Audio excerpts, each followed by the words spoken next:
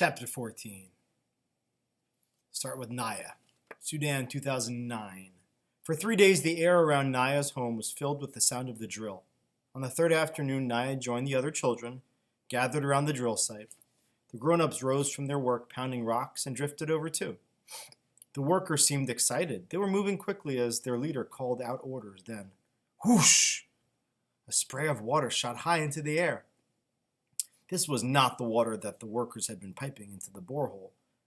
This was new water, water that was coming out of the hole. Everyone cheered at the sight of the water. They all laughed at the sight of the two workers who had been operating the drill. They were drenched, their clothes completely soaked through. A woman in the crowd began singing a song of celebration. Naya clapped her hands along with all the other children. But as Naya watched the water spraying out of the borehole, she frowned. Why would she frown? Doesn't make sense. What is she frowning about? The water wasn't clear. It was brown and heavy looking.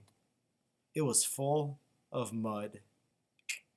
I wonder if they can clean out the mud so it's drinkable. Now it's a Salva section from chapter 14, taking place in the Ifo refugee camp in Kenya from 1992 through 1996. Salva was now 22 years old.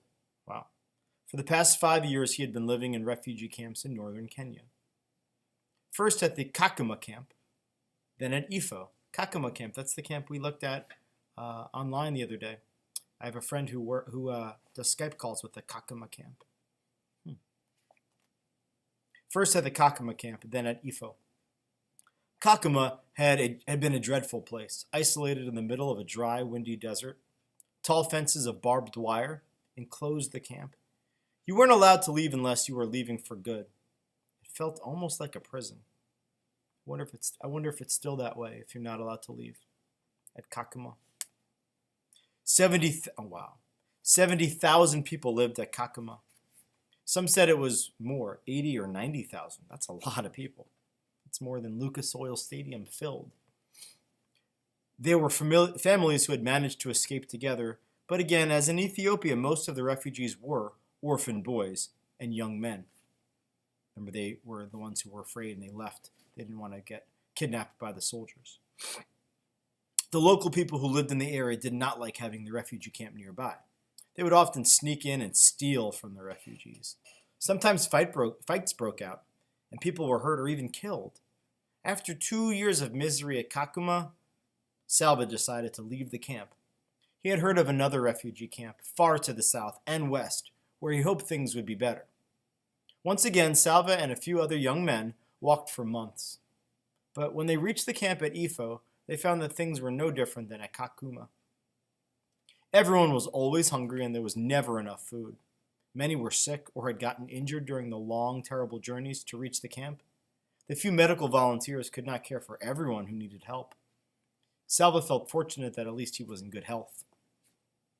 He wanted desperately to work, to make a little money that he could use to buy extra food.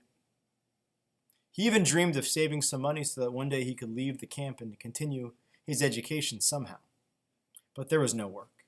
There was nothing to do but wait for the next meal, for news of the world outside of the camp. The days were long and empty.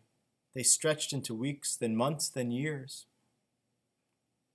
It was hard to keep hope alive when there was so little to feed it. Michael was an aid worker from a country called Ireland.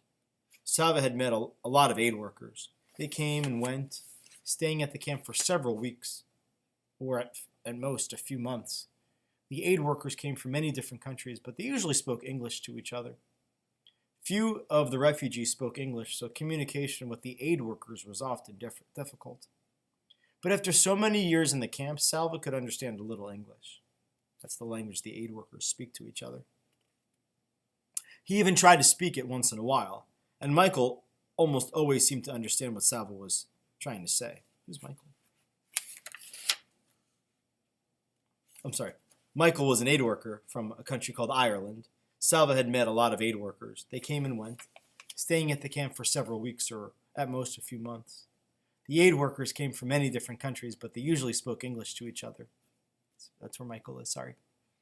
Few of the refugees spoke English, so communication with the aid workers was often difficult. But after so many years in the camps, Salva could understand a little English.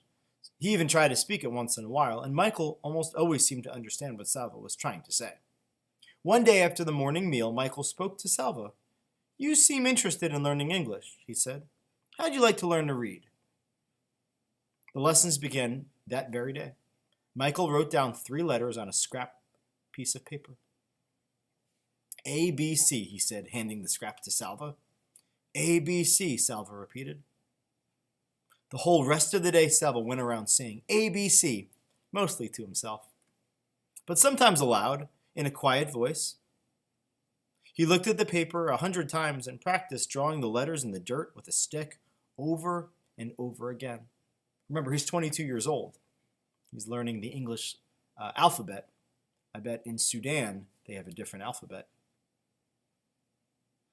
Salva remembered learning to read Arabic. Yep, Arabic has a different alphabet. Salva remembered learning to read Arabic when he was young. The Arabic alphabet had 28 letters. The English only 26. In English, the letters stayed separate from each other, so it was easy to tell them apart. In Arabic words, the letters were always joined, and a letter might look different depending on what came before or after it. "Sure, you're doing lovely," Michael said the day Salva learned to write his own name. "You learn fast because you work so hard." Salva did not say what he was thinking, that he was working hard because he wanted to learn to read English before Michael left the camp. Salva did not know if any of the other aid workers would take the time to teach him. But once in a while, it's good to take a break from work. Let's do something a wee bit different for a change. I'm thinking you'll be good at this. You're a tall lad. So Salva learned 2 things from Michael: how to read and, Jada, you'll like this, how to play volleyball. A rumor was spreading through the camp. It began as a whisper, but soon Salva felt as if it were a roar in his ears. He could think of nothing else. America, the United States. The rumor was that about 3,000 boys and young men from the refugee camp would be chosen to go and live in America. Salva could not believe it. How could it be true? How would they get there? Where would they live? Surely it was impossible. But as the days went by, the aid workers confirmed the news. It was all anybody could talk about. They only want healthy people. If you are sick, you will not be chosen. I wonder why you think that would be the case. Why would the United States not want sick people to come into our country? We're going to be taking refugees. We have to give them a place to live. We have to give them medical treatment and some food until they can get themselves established. Why would we only want healthy people? Why do you think that would be what our government would want? Think about that.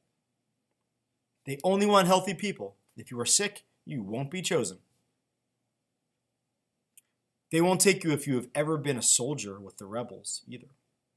Why do you think they don't want soldiers with the rebels? Only orphans are being chosen. If you have any family left, you have to stay here. Weeks passed, then months. One day a notice was posted at the camp's administration tent. It was a list of the names. If your name was on the list, it meant that you had made it to the next step, the interview. After the interview, you might go to America. Salva's name was not on the list. Nor was it on the next list, or the one after that. Many of the boys being chosen were younger than Salva.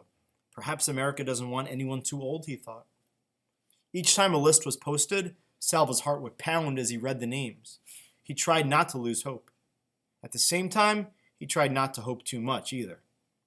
Sometimes he felt he was being torn in two by the hoping and the not hoping.